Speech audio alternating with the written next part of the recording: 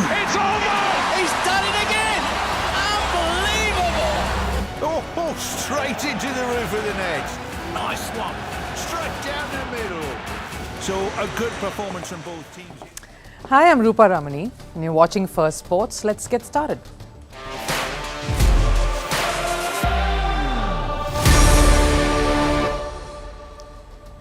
Now, whether it is a manager who's under fire and trying to weather the storm, or a player who has been in the middle of controversies and setbacks and is yet to find a place in the national squad after showing great promise.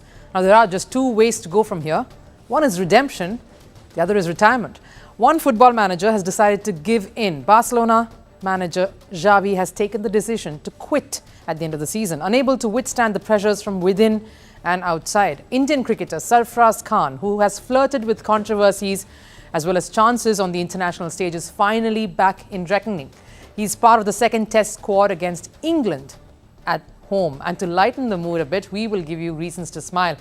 Is NFL team Kansas City Chiefs the coolest sporting club in USA now? And will their lucky charm of this season, Taylor Swift, make it back just in time for the big Super Bowl that's coming up? But first, let's take a look at all the headlines from around the world in Sports 360. India's test squad has suffered two major blows. All-rounder Ravindra Jadeja and key batter KL Rahul are out of the second test against England due to injuries. Sarfaraz Khan, Rajat Patidar, Washington Sundar and Saurabh Kumar have been called up in their place. India lost the nail-biting first test by 28 runs in the Indian city of Hyderabad. The second test of the five-match series starts in Visakhapatnam this Friday. The International Cricket Council has reprimanded Indian pacer Jasprit Bumrah. This was for inappropriate physical contact with England's Ollie Pope during the first test. The ICC said the incident occurred during England's second innings. Bumrah, after bowling and completing his follow-through, deliberately stepped in Ollie Pope's way as the batter went for a run. Over in football, in the AFC Asian Cup, defending champions Qatar survived a scare to beat Palestine 2-1, advancing to the quarterfinals. The Palestine side looked promising in the attack in the first half and were rewarded in the 37th minute. Meanwhile, Jordan's twin strikes in injury time sparked off wild celebrations as they beat Iraq 3-2 in a thriller on Monday. Jordan have also reached the quarterfinals. Despite Luis Suarez's maiden goal for Inter Miami and Lionel Messi's penalty, Inter Miami lost 3-4 against Saudi Pro League side Al Hilal in a friendly in Riyadh. Down 1-3 early in the second half, Miami fought back hard to level the scores, but an 88th minute header from Brazilian forward Malcolm sealed Al Hilal's win at the Kingdom Arena.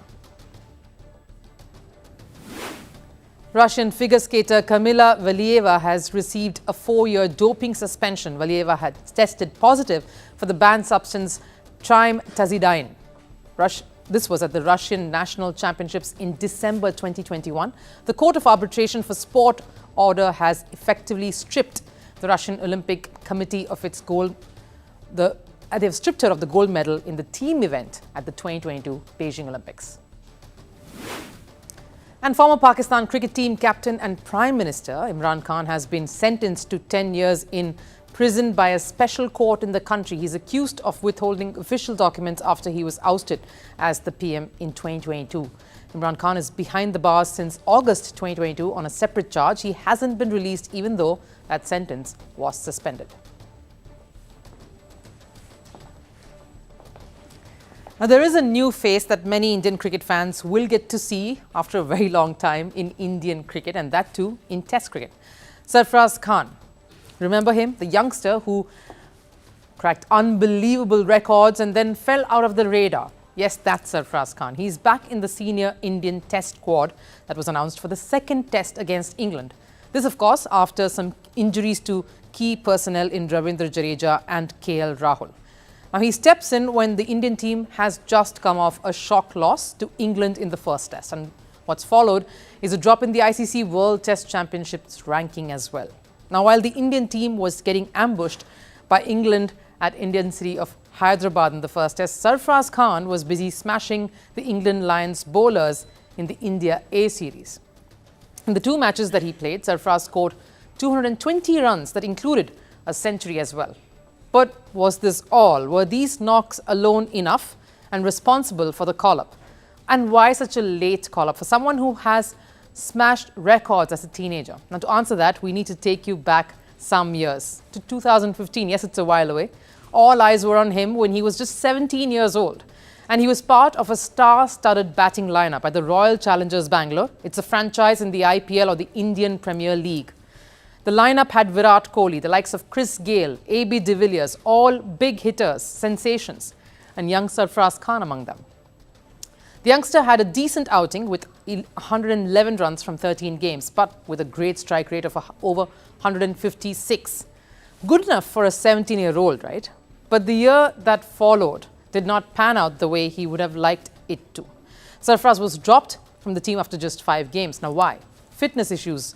And the following year in 2017, Sarfaraz missed the whole season due to injury.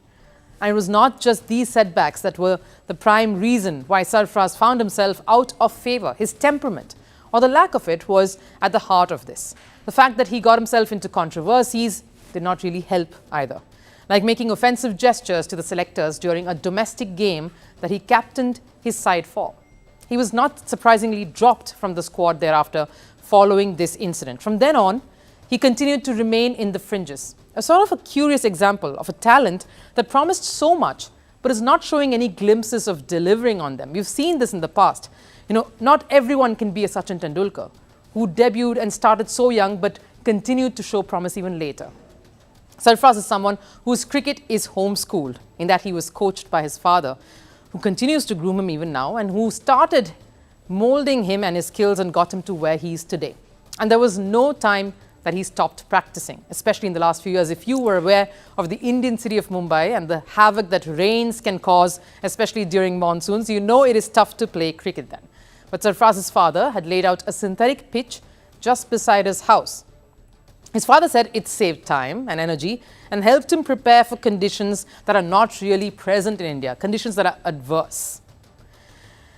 The climb was an uphill one, and his family was helping him prepare for it.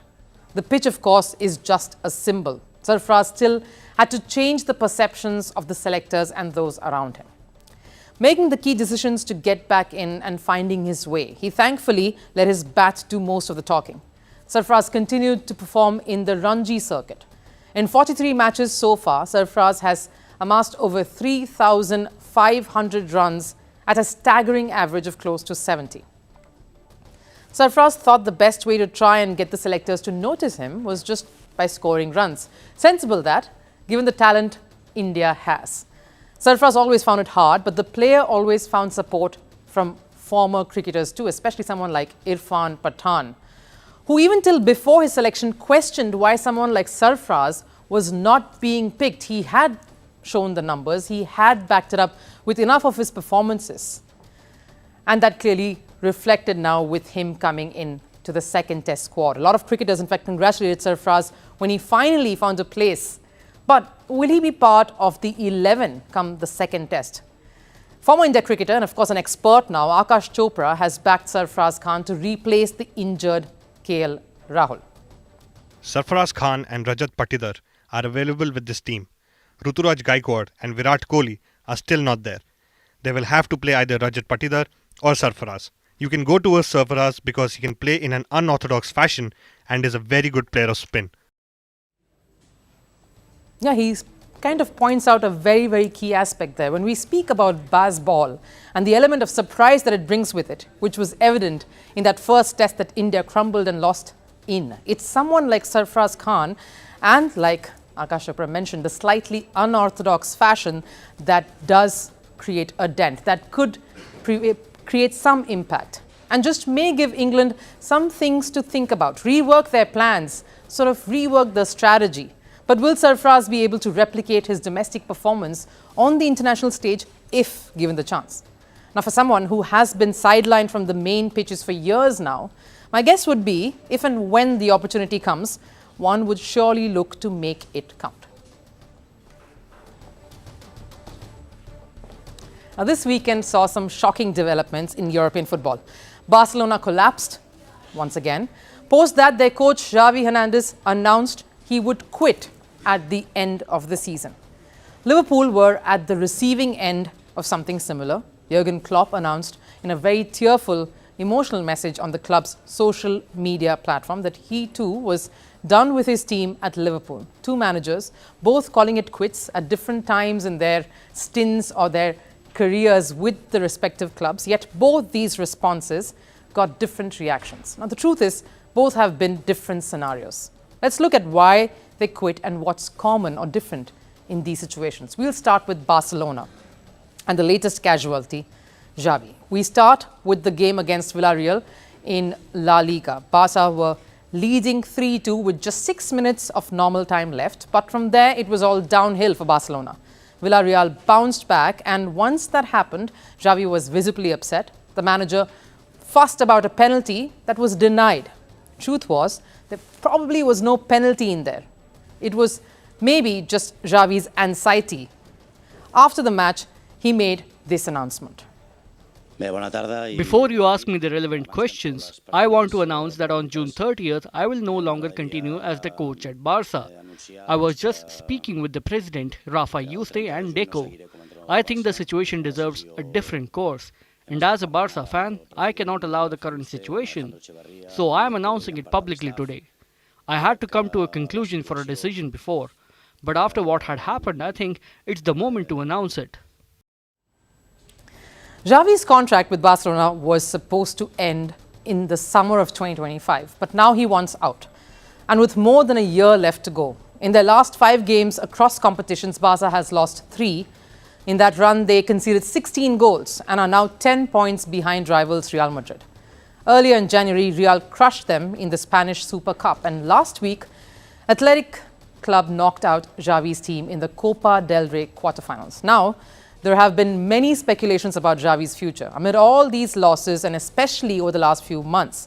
And now with Barcelona at its most vulnerable moment, its most vulnerable phase, if you would say so, we'll have to start looking for someone else to fill Xavi's shoes. It's a feeling that's worse for the squad, who will play the rest of the season knowing a new coach will be taking charge, not knowing whether that will go any better. Not a good place to be in, you'd agree. Watching Barcelona's game against Villarreal, you might think this was probably the last nail in the coffin, something that finally led Xavi to announce what he had been thinking about for a while now. To explain it a bit better, the feeling of being Barca coach is unpleasant. It's cruel. You feel that often there is a lack of respect. You feel they do not value your work. And this wears you down terribly. It affects your mental health. I'm a positive person, but the energy goes down to a point where you think that there is no sense. Now, what he says there is a clear revelation. He was not happy. Xavi was not happy in Barcelona. There was no respect. That's the word he uses. He says even for a positive person like him, there was no light. The situation at Barcelona clearly stressed him out. So this is him sort of cutting off the toxicity that had begun to weigh him down. We've seen this happening in sport with some of the best athletes in the world. Xavi has also said that his decision will not change, no matter how Barcelona probably goes ahead to perform in the remainder of the season. What does Xavi leave behind, though? He was appointed the head coach in November 2021 as Ronald Koeman's successor and guided the team to the La Liga title. Before that, he captained Barcelona and played for them for 17 long years. So there's history and bucket loads of it. It was during his time as a player that Barcelona played some of its most successful, charismatic football. But contrastingly, when Xavi took charge as manager years later, the club was crumbling under financial burden. The talismanic Messi had been lost to PSG, Paris Saint-Germain. There was no Andre Iniesta, Luis Suarez. They didn't have the money to replace them either. So when Xavi had to take over in 2021, he knew he would have to battle with all this, work with limited resources. But he was willing to do that. The loyalty to the club stood stronger than his own mental fortitude. He started gradually assembling a squad which could play the La Liga. Players like Robert Lewandowski, Rafinha arrived, and Barca was beginning to take some shape after the chaos just when Xavi took over. In fact, announcing his exit has been linked wholly to just the losses in the recent times of Barcelona missing out on titles.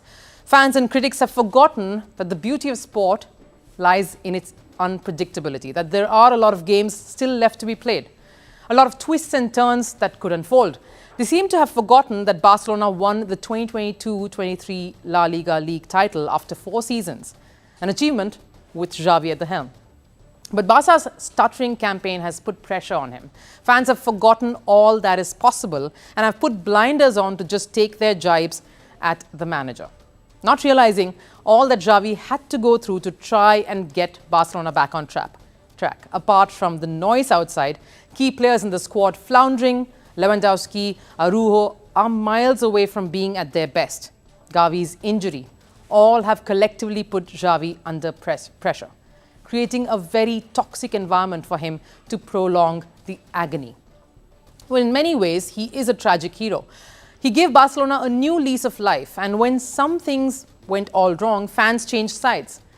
Which brings me to a club like Liverpool and to the man who decided to walk alone, Jurgen Klopp. When he announced that he would resign, fans were emotional. There was disbelief. Klopp said the season would be his last at Anfield. He said his energy was waning. Since 2015, he led the Reds to multiple trophies. Got them through tough times as well. During his reign, Liverpool won the Champions League, Premier League, FA Cup, League Cup and Super Cup.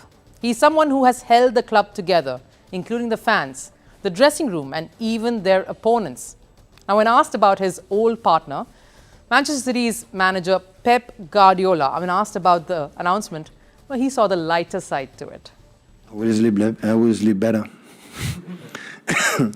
The days, the games before play against Liverpool always was almost a nightmare. So, of course, it will be missed. So, it was shock, like I think everyone, to the news. So, I felt when I'm in the news, a part of Man City will lose something.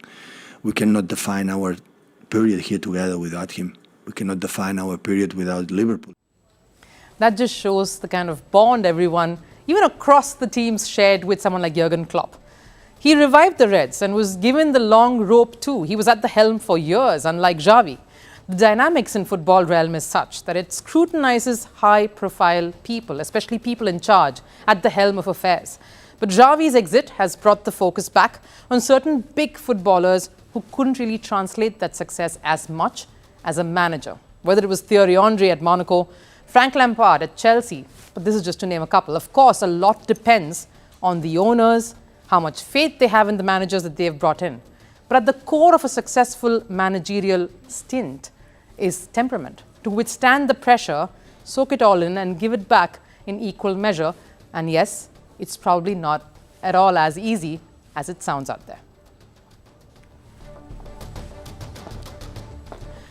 Pop star and a world icon today, Taylor Swift is in the news. Now, I'm not talking about the deep fake videos of her that have gone viral, though that is a bit disturbing. This is on a more happier, sporty note. The Chiefs have made it to the Super Bowl. You know what the Super Bowl is, but for those who aren't really aware, it is the grand final between two top teams at the NFL or the National Football League. It is massive. It's an event in itself. From a cricket fan's perspective, let's say this, equate it to a World Cup final. It's a festival as well as a high-octane, high-intensity sporting encounter between two super sides. The process of getting there, of course, to the Super Bowl is a long, tedious one, but that's not what this story is about. It's about Taylor Swift and her boyfriend, Travis Kelce. Swift was spotted in the game on Sunday that sealed the win for the Chiefs. The Lucky Charm tag still going strong, at least for this season. And the congratulatory kiss the two shared has gone viral. Swift and Kelce fans are excited and everyone's asking, will Taylor Swift make it to the Super Bowl in time after her concert? We are asking, is Chiefs now a pop culture phenomenon like none other in the sport?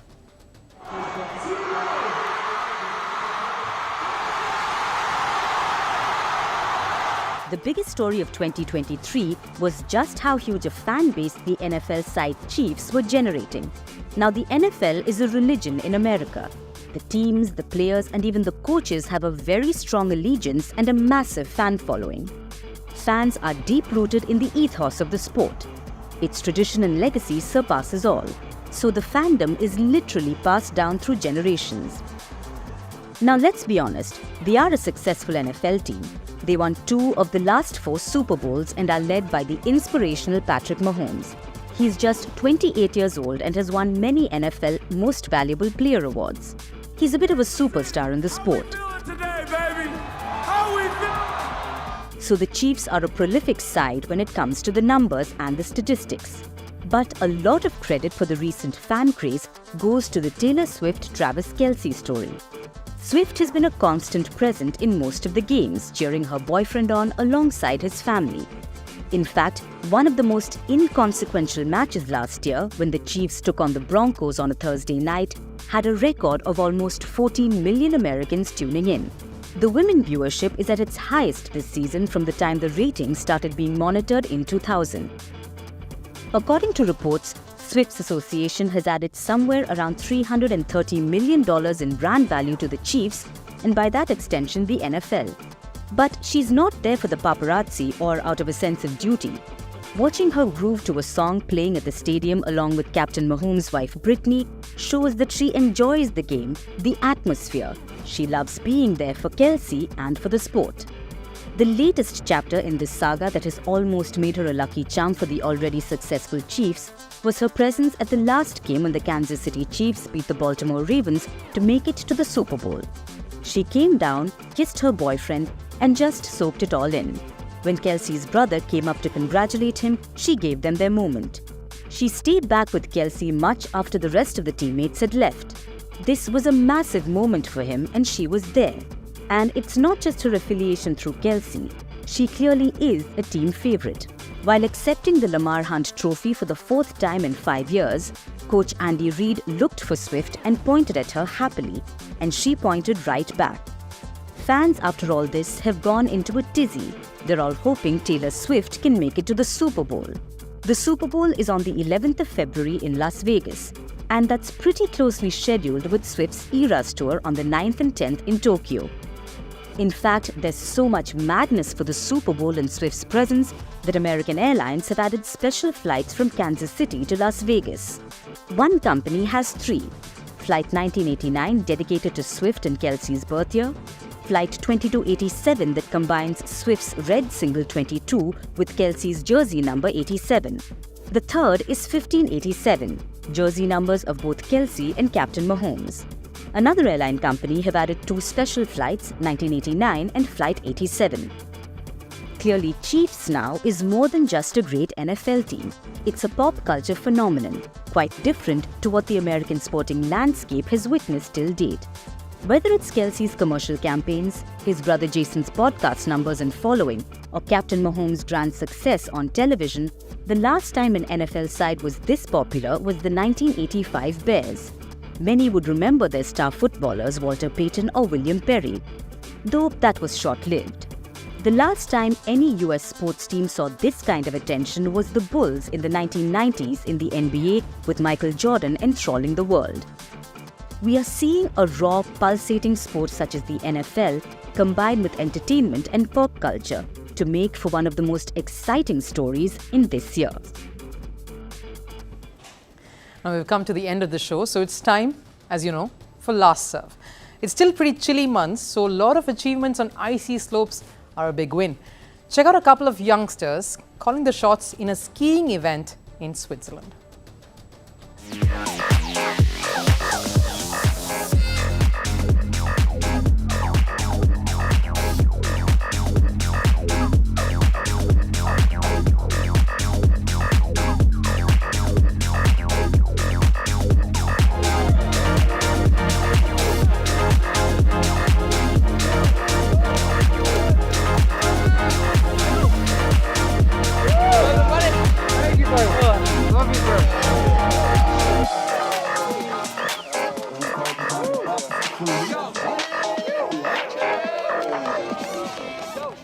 That definitely looks like a lot of fun. But thanks for joining in and watching Firstpost. We've come to the end of the show today.